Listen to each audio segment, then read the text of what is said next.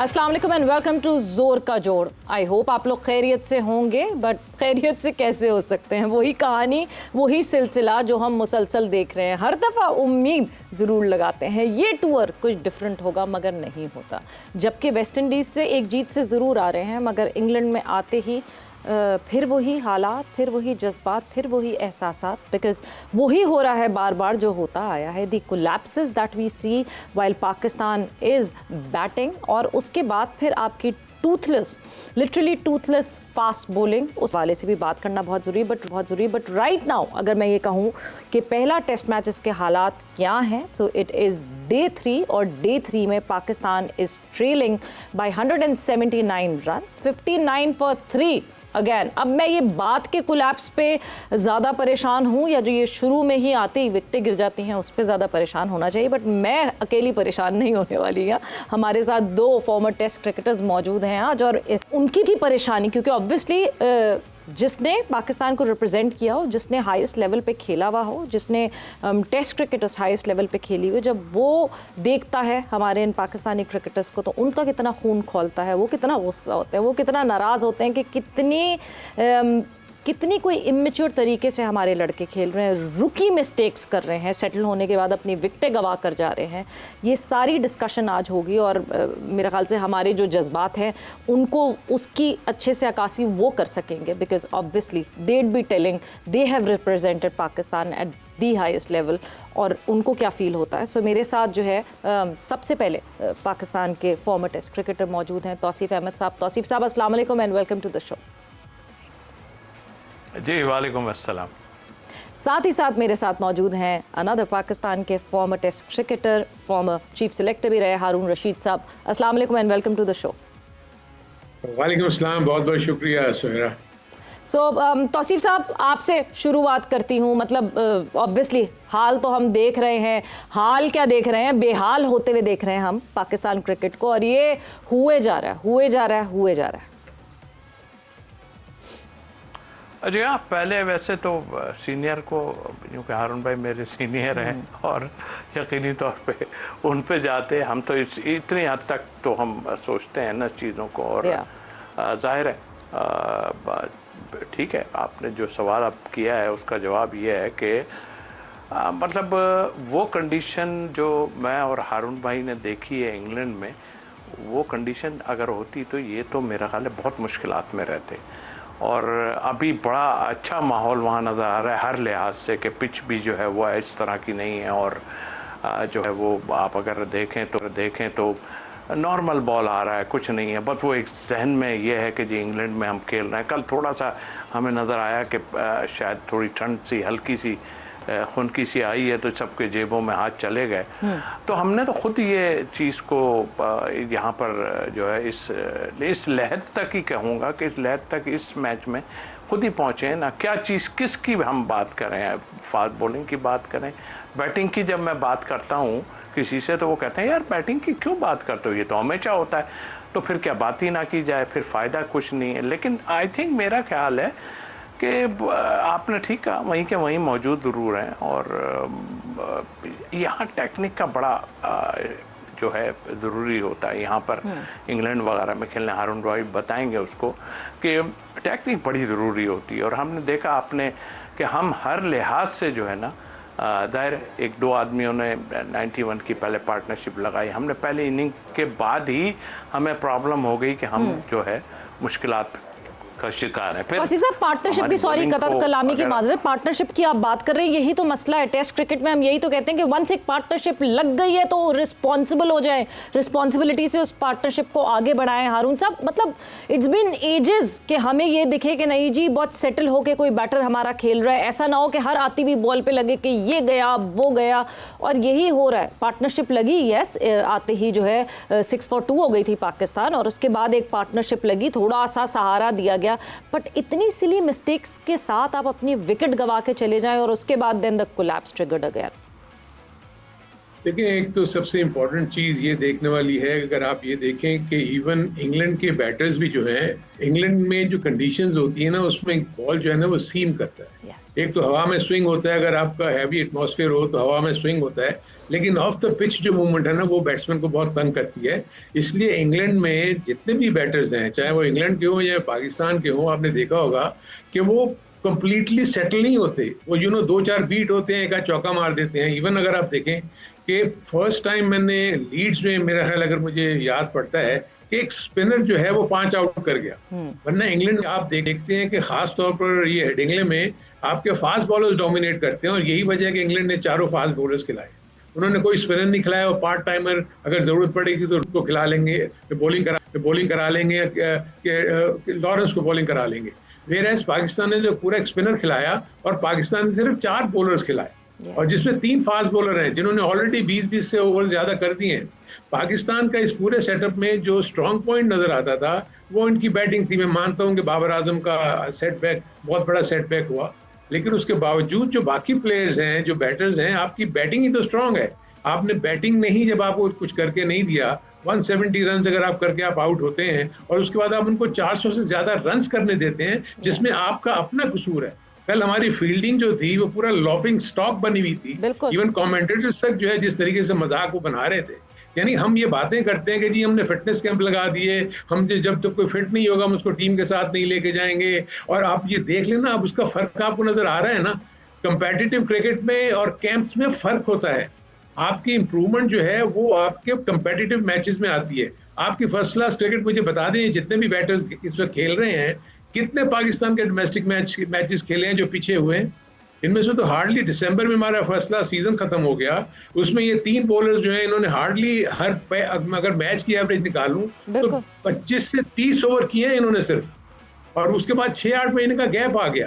अब इंग्लैंड का भी देखें कि वो भी ये बात कर रहे हैं कि उनके बॉलर्स भी थोड़ा सा शॉर्ट ऑफ लेंथ बॉलिंग कर रहे हैं, बिकॉज ये 100 की क्रिकेट खेल रहे थे और T20 ब्लास्ट खेल रहे थे, इसलिए वहां थोड़ा सा उनको बॉल को पीछे रखना पड़ता है। सो आई थिंक वो इस तरीके से सोचते हैं। और हम क्या करते हैं, हम जब हमारे मुल्क में टीमें आएंगी तो हम स्पिनिंग ट्रैक बना देंगे, और उसके बाद हम एक आध मैच जीत लेंगे और हम समझ लेंगे हमने बहुत बड़ी बात कर दी। क्या हमने अपने बैटर्स को इस किस्म की सीमिंग पिचेस के ऊपर कोई चीज प्रोवाइड की है जिसपे ये तैयारी करें हमारी फर्स्ट क्लास क्रिकेट? आप देखें ना, अजहान ओवैस पूरे इतना हाईएस्ट रन करके यहाँ गया हुआ है। जितने भी वहाँ बैटर्स जो हैं आपके, जो चाहे वो पुराने हो या नए हो, यहाँ फर्स्ट क्लास क्रिकेट में तो रन्स के अंबार लगा देते हैं, इसलिए कि यहाँ फ्लैट पिचेस होती हैं, लो बाउंस होता है, ना मूवमेंट है, स्पिन होता है, उसको वो सर्वाइव कर लेते हैं। फास्ट बॉलर 6 से 8 ओवर के लिए, 10 ओवर के लिए आते हैं, उसके बाद पूरे 80 ओवर तक आप स्पिनर्स को झेलते हैं। सो आपकी जो तैयारी है वो हमारी टेस्ट क्रिकेट की बाहर के टूर्स के लिए बिल्कुल भी नहीं होती।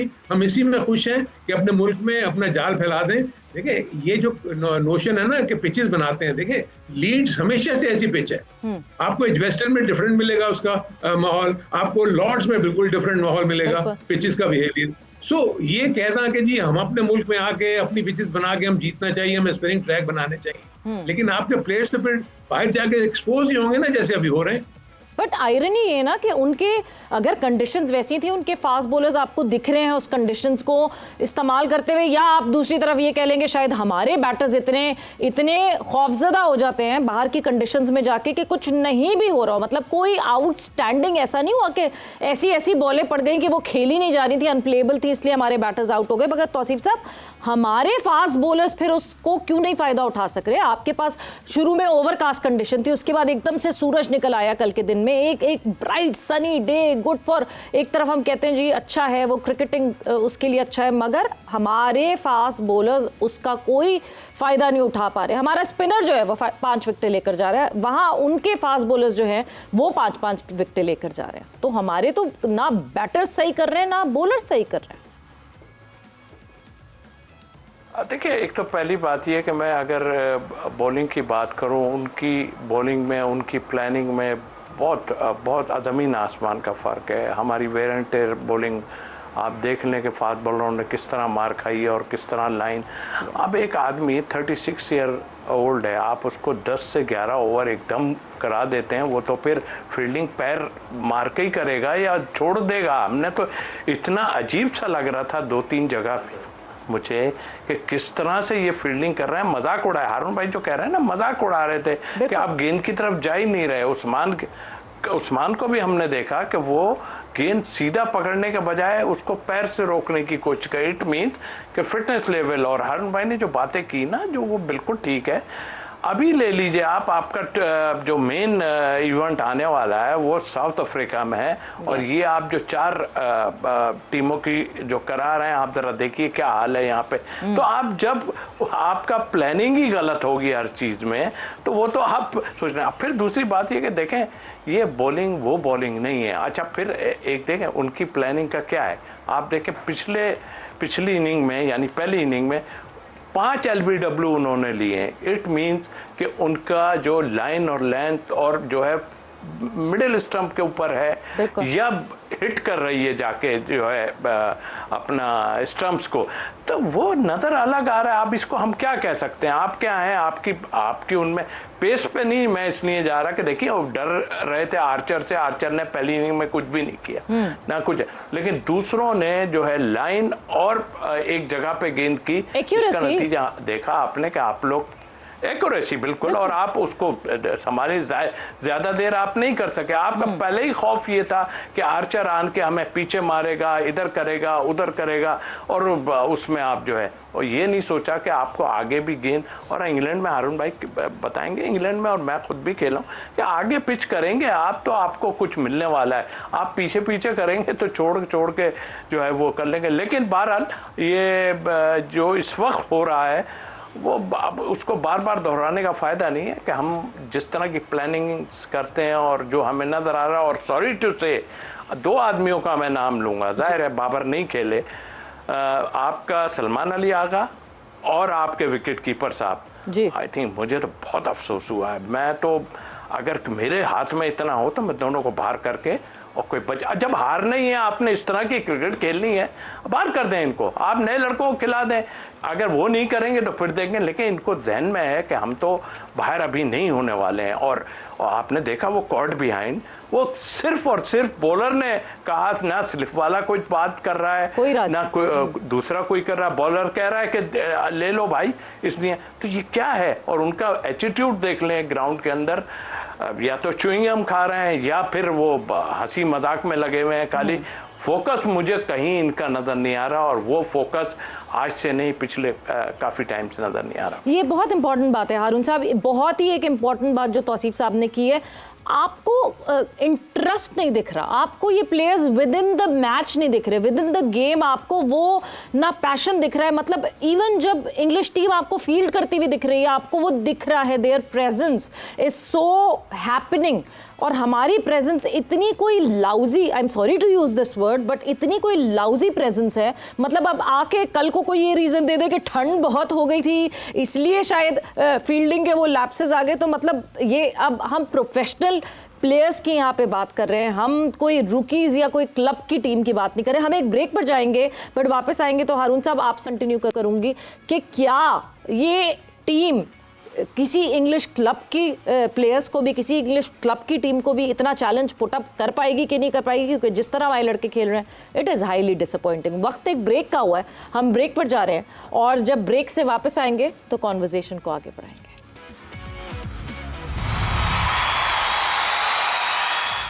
And welcome back to जोर का जोड़ in conversation with Haroon Rashid and Tausif Ahmad साहब। एंड हारून साहब, ब्रेक पे जाने से पहले आपसे यही डिस्कशन हो रही थी, द बॉडी लैंग्वेज सबसे इम्पॉर्टेंट एक चीज़। बहुत लेड बैक हैं हमारे लड़के, और क्या ये लड़के जिस तरह ये खेल रहे हैं, जिस तरह ये परफॉर्मेंसेस दे रहे हैं, हम क्या समझें ये स्किल की कमी है, ये टेम्परामेंट की कमी है? क्या टेस्ट क्रिकेट से इतने दूर हो गए ये लड़के कि इनको इनसे खेला ही नहीं जाता टेस्ट क्रिकेट?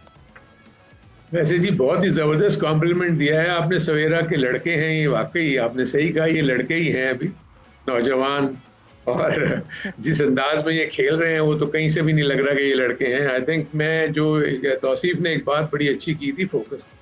देखिए सबसे बड़ी इंपॉर्टेंट चीज़ ये होती है कि आपको पता है कि इंग्लैंड में किसी भी वक्त आपके पास बॉल आ सकती है, ख़ास तौर पर स्लिप पॉटन। मैं आपको एक कोट करता हूँ एग्जाम्पल के, जिस वक्त अगर आप देखेंगे कि बैटिंग करने आए थे ब्रुक्स, आप उनका जब 0 के ऊपर जो स्लिप लगी, अगर आप उसको स्लो मोशन में देखेंगे तो आखिर वक्त तक सलमान अली आगा के हाथ उनके घुटनों पे थे जी। वो रेडी नहीं थे उस कैच के लिए, जो नॉर्मल स्लिप कॉर्डन में जब आप खड़े होते हैं तो आपके हाथ दोनों जैसे दुआ की शक्ल में आप खड़े हुए और बॉल के एज, बैट के एज के ऊपर नजर रखते हैं। उनको लास्ट मोमेंट में जब वो बॉल उनके करीब आई तो उन्होंने जब हाथ लगाया तो उनकी उंगली पर लग के वो गेंद चौका हो गया। तो जब आप इस किस्म के जब मैचेस खेलते हैं तो क्लोज मैचेस में आपको इस किस्म के चांसेस अवेल करने होते हैं। आप देखें कि आपके फास्ट बॉलर्स बॉलिंग करने के बाद, ओवर करने के बाद जब फाइनल लेग पे जाते हैं तो थोड़ा सा दाएं तरफ उनकी बॉल जाती है, उसके पीछे वो भागते हैं, वो नहीं पहुंच सकते।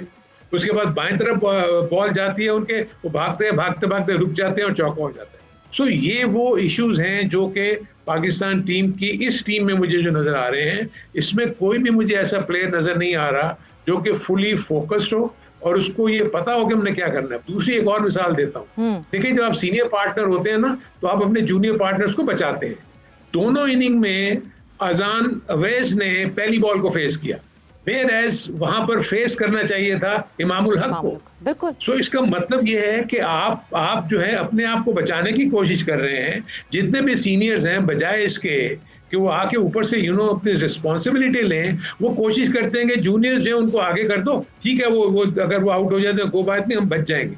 सो ये एटीट्यूड नहीं चलेगा। आपके अभी भी देखें आउट ऑफ फॉर्म बैट्समैन है, सलमान अली आगा बिल्कुल कुछ नहीं कर रहे, रिजवान कुछ नहीं कर रहे। अगर वो यहाँ इस ओकेजन पे अगर वो उठते हैं तो फिर आपको पता लगेगा कि हाँ रियल सेंस में ये प्लेयर्स हैं। देखिए, शान मसूद को जो इतना मर्जी ये लोग, इनमें से कोई शख्स भी नहीं चाहता कि शान मसूद टीम में हो जी, लेकिन आप देखें कि उसकी ग्रिट है, वो आके मेहनत करता है, ठीक है, वो आउट भी होता है, लेकिन ये आप देखेंगे जब जरूरत पड़ती है टीम के लिए रन्स भी करता है। इस वक्त भी वही अगर ज्यादातर विकेट पर रह जाएगा तो आपकी लंबे रन्स होने के चांसेस हैं, जो कि बहुत मुश्किल लगता है मुझे। जो है वो मुझे सामने नजर आ रही है। हाँ, शान को तो मुझे लगता है कि रहना चाहिए बे विकेट पे, क्योंकि आप दूसरी तरफ इंग्लिश टीम की तरफ देखें तो रूट और हैरी ब्रूक यॉर्कशायर से खेलते हैं, उनका होम ग्राउंड है। शान उनके कप्तान हैं, शान काउंटी में उनके अंडर खेलते हैं ब्रूक और रूट, तो शान के लिए तो ज्यादा इंपॉर्टेंट है कि वो यहाँ पे परफॉर्म करे। जी सवेरा, इसीलिए तो मैं कह रहा हूँ कि जो शान को जो वहाँ का एक्सपोजर है, एक्सपीरियंस है,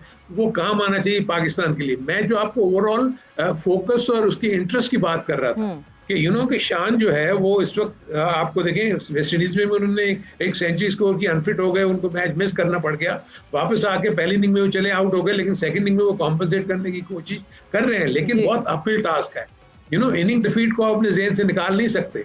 अगर से 2 से 3 पिचेस, क्योंकि यहाँ पर बहुत जल्दी विकेट्स भी गिर जाती हैं। आपने इंग्लैंड के उसमें भी देखा होगा कि एक आउट होता है, 2 से 2-3 एकदम से जल्दी आउट हो जाते हैं, क्योंकि यहाँ बॉल कुछ ना कुछ जो है ना वो करती रहती है, जिसकी वजह से चांसेस इस बात के होते हैं कि नया आने वाला बैट्समैन जब तक सेट डाउन होता है उसके पहले वो अच्छी बॉल पड़ जाती है, उसकी एज लग जाता है, या वो एलबीडब्ल्यू हो जाता है, या बोल्ड हो जाता है। नहीं, बट तौसीफ साहब, ये सिर्फ इंग्लैंड हो या कोई भी हो, पाकिस्तान टीम हो तो जल्दी विकेटें आपको गिरती हुई दिखती। मतलब एक ज़माने में हम कहते थे कभी कभार हमें वो डोमिनो इफेक्ट दिखता था, जब पाकिस्तान टीम एक दफ़ा द गेट्स ओपन और फिर सारी विकेटें गिर जाती थी। ये तो अब हमारा एक वो कहते हैं ना, एक हमारा स्टाइल ऑफ प्ले हो गया कि नहीं जी, टेल तो कहीं भी कोई भी जो है वो रन्स में शामिल नहीं होगी। हम ऊपर के बैटर से नहीं एक्सपेक्ट कर रहे कुछ, तो नीचे टेल से क्या एक्सपेक्ट करेंगे? देखिए, हारून भाई ने वो बात छेड़ दी जो पिछले हम मेरा ख्याल है कोई 6 महीने 8 महीने से करे जा रहे हैं कि शान को, ये शान की बात कर रहे हैं हारून भाई कि उसको कोई देखना नहीं चाहता, और है ऐसा, क्योंकि हमने उसकी कप्तानी में देखा कि लड़कों की क्या पोजीशन होती थी। और इस वक्त भी मुझे जो थोड़ा नज़र आ रहा है, तो मैं उसी तरफ जाऊँगा कि आपके जो प्लेयर हैं उनमें समथिंग रॉन्ग, कुछ है ज़रूर इनसाइड, और वो हमें ग्राउंड के अंदर भी नज़र आ जाता है। अगर फोकस की बात करते हैं तो आज के ही मैच में अगर देखें, आज़ान जैसे आउट हुए हैं, उससे पहले आर्चर के पास रूट गए हैं और बात की, और फिर हम तो उस टाइम में 45 कहते थे, लेग स्लिप थोड़ा सा पीछे रख के वहाँ उन्होंने जो है फील्ड एडजस्ट की और ख़ुद गए वहाँ, तीसरी गेंद पे वो वहाँ पे कैच उन्होंने ले लिया। तो ये फोकस है, आपका फोकस है नहीं। आपका फोकस क्या है? मैं ऑनेस्टली बताऊं, उस्मान जो आपके लेफ्ट आर्म स्पिनर है, मैं नहीं सोच रहा था कि वो इतनी ज़बरदस्त बॉलिंग करेंगे। ठीक है, रन्स पड़े हैं उन्हें अपनी जगह, लेकिन क्या आपने उसकी फील्ड एडजस्टमेंट, उसकी गेंद पे क्या किया आपने, किस तरह आपने उसको खड़ा किया? उसका ऑफ स्टंप से थोड़ा अंदर से टर्न हो रहा है, और आप उसके लिए प्रेशर ही नहीं डाल रहे हैं। ब्रुक जब आए थे वो तो कैच छूट गया, ब्रुक के ऊपर रखते आप उठा के, ये रुकने वाले नहीं है बैट्समैन जो थे, इन्होंने चलानी थी, मारना ही था। आपने फील्ड एडजस्टमेंट भी ऐसी की तो बज़ाहिर हर चीज में हमें शान की कप्तानी को आप कहते रहो। यहाँ तो यहाँ कल क्या हुआ है और आज क्या हुआ है, कप्तानी मुझे जीरो नजर आई है। तो अब हम कप्तानी पे दोष डाल के और फिर आगे चले जाएं, इन प्लेयरों को सोचना पड़ेगा। अगर ये नहीं सोचेंगे, और फिर सबसे बड़ी बात मैनेजमेंट को सोचना पड़ेगा कि भैया करें क्या। हाँ लगे, होना क्या है, यही प्लेयर हैं और कोई नहीं है, लेकिन कुछ करके दें, ऐसा करें कि हाँ भाई हम कुछ ट्राई कर रहे हैं। देखिए ना, नजर तो आता है ना, इंग्लैंड बड़ा मुश्किल होता है, ऑस्ट्रेलिया बड़ा मुश्किल होता है। जो आप कह रहे हैं कि मतलब अगर there's समथिंग फिशी और प्लेयर्स जो हैं वो उस तरह रिस्पॉन्ड नहीं कर रहे। हारून साहब ने भी कहा कि शान को नहीं देखना चाहते बहुत सारे लोग इस वक्त। तो इस वक्त अगर हम इस वक्त तो सबसे ज्यादा मैनेजमेंट का रोल जो है वो स्ट्रांग होना चाहिए। क्या सरफराज अहमद ये सारे इशूज संभाल नहीं सकते? मतलब मुझे लगता है कि वो इतने केपेबल हैं कि वो इन लड़कों को बिठा के उनसे बात करके उनको समझा सकते हैं उनको, क्योंकि at the end of the day Pakistan is suffering for that. But right now time इस वक्त जो है वो ब्रेक का हुआ है, ब्रेक पर जा रहे हैं और ब्रेक से जैसे ही वापस आएंगे तो यहीं से अपनी गुफ्तगू को आगे बढ़ाएंगे।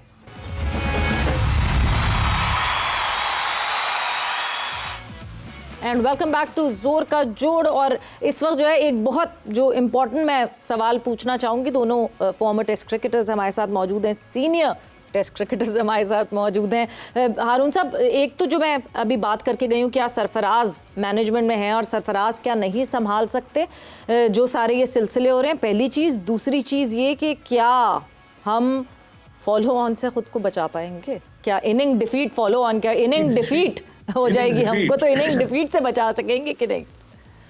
सर ये तो डिपेंड करता है कि कोई जब तक के देखें, अगर लंबी पार्टनरशिप्स नहीं होंगी, आपके टॉप 6 बैटर्स में से कोई लंबा नहीं खेलेगा 2-3 इनिंग्स, जैसे आपने रूट का और ब्रुक का जिक्र किया और उसके अलावा डैन लॉरेंस ने भी जो है आके सपोर्ट किया। सो जब तक इस किस्म की कॉन्ट्रीब्यूशन नहीं होंगी तो आप कैसे एक्सपेक्ट करते हैं कि ये 238 रन की जो डेफिसिट है उसको आप बगैर विकेटें गिराए हुए आप कर जाएंगे। सो इसलिए बहुत जरूरी है कि अगर ये पार्टनरशिप्स लंबे लंबे रन करेंगे तो तब जाके वहां पहुंचेंगे, जो कि मुझे काफी मुश्किल लगता है, लेकिन क्रिकेट में आप कुछ कह नहीं सकते। दूसरी चीज, आपने सरफराज की बात जी, आप मुझे ये बताएं कि मैं आपको काउंटर क्वेश्चन करता हूं, 10 दफा मतलब मेरा कैमरा गया होगा इनका ड्रेसिंग रूम की तरफ, मुझे बाबर आजम या कोई भी थिंक टैंक आपस में बैठा हुआ नजर नहीं आया। जब वो इंग्लैंड का स्क्रीन दिखाते हैं, इंग्लैंड की डगआउट दिखाते हैं या उनका ड्रेसिंग रूम दिखाते हैं, तो उनके कोचेज और उनके प्लेयर्स मिल के बैठे हुए हैं। जब कल रूट आउट होकर आगे बैठा था, कोच के साथ बैठा हुआ डिस्कस कर रहा था चीजें। क्या आपको ये नजर आता है कि बाबर आजम या जो भी सीनियर हमारा स्टाफ वहां पर मौजूद है, आपको कहीं नजर आते हैं कि वो सरफराज के साथ बैठे हुए नजर आए हों? सो इश्यूज तो हैं, एक्सेप्टेबिलिटी का फैक्टर है, क्योंकि अभी रिसेंटली तो इकट्ठा खेल रहे थे ये लोग। अब लेकिन बाहर से बैठ के मैनेज करना और जब आप एज कैप्टन अंदर फील्ड में कर रहे होते हैं, दो बड़ी जमीन आसमान का फर्क है। आप जब कैप्टन होते हैं तो वहाँ डिसीजन लेके बहुत सारी चीजें आप अपनी मर्जी से करते हैं, लेकिन जब आप कोच होते हैं तो कोई कैप्टन अंदर इंचार्ज है, आप बाहर से बैठ कर उसको रिमोट कंट्रोल नहीं कर सकते। बदकिस्मती से हमारे यहाँ रिमोट कंट्रोल होते हैं हमारे कैप्टन जी। कैप्टन तो अपने ओन पे, आप रूट का बताया ना, अभी जो तौसीफ ने जिक्र किया, वो 2 बॉल पहले आके उन्होंने डिस्कस किया, उन्होंने प्लान किया कि हम जो लेग स्लिप ले लेते हैं और जो गेंद अंदर आएगी ये लेग स्लिप पे खेल सकते हैं, और वो उसको उन्होंने प्लान आउट किया। जहां जरा सी भी बात होती है, आप देखेंगे रूट भागा हुआ जाता है अपने बॉलर के पास, उससे डिस्कस करता है, उसके बाद अपनी फील्ड प्लेसमेंट को चेंज करता है और उसके बाद वो करता है। इसमें कहीं भी आपको कोच नजर आता है? नहीं। सो जब ग्राउंड के अंदर है तो कैप्टन रिस्पॉन्सिबल है, जब ग्राउंड के बाहर है तो फिर आपकी ये मैनेजमेंट जो है ये रिस्पॉन्सिबल है, किस तरह टीम को यकजा करे, किस तरह वहाँ उनकी मोटिवेशन लेवल को बढ़ाए। बाहर से बैठ के कोच का काम मोटिवेशन लेवल बढ़ाना है, फोकस को बढ़ाना है, कॉन्सेंट्रेशन को बढ़ाना है।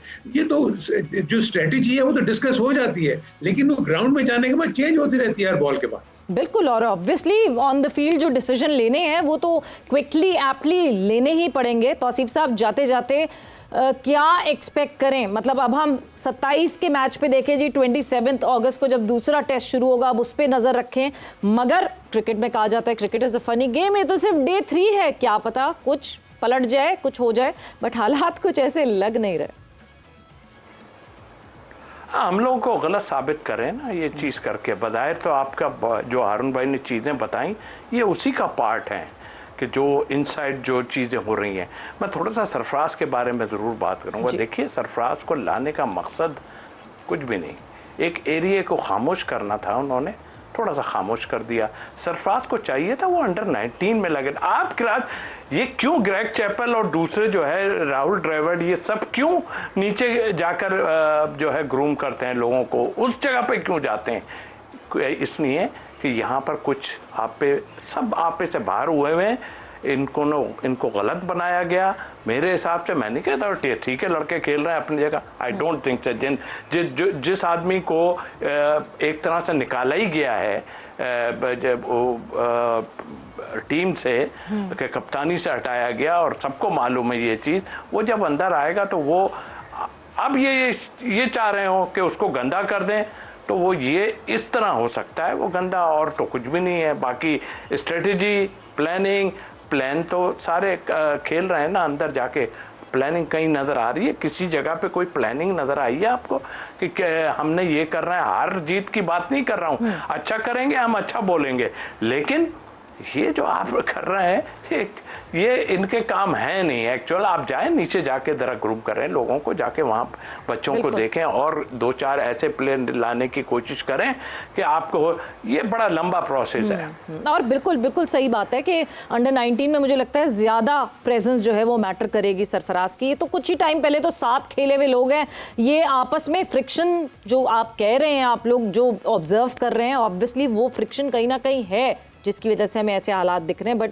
थैंक यू, बहुत बहुत शुक्रिया हारून रशीद साहब आपके टाइम का, तौसीफ अहमद साहब आपके टाइम का। वक्त यहाँ पे जोर का हो गया है और यस ये irony of this first test match ये ख़त्म नहीं हुई है। इट इज़ डे 3 एंड कहाँ तक ये कहानी जाती है, क्या सिलसिला जाता है, डे 4 तक कितना क्या कर सकेगा पाकिस्तान ये भी नहीं पता। अभी तो लंच हुआ है, उसके बाद देखना है क्या। बट लेट्स होप कहीं ना कहीं कोई एक तो उम्मीद की किरण दिखे और उस उम्मीद की किरण की ही उम्मीद में बस हम बैठे रहेंगे। मगर जोर के जोड़ का वक्त यहाँ पे ख़त्म हो गया। Savera Pasha signing off, take care, bye bye, अल्लाह हाफ़िज़।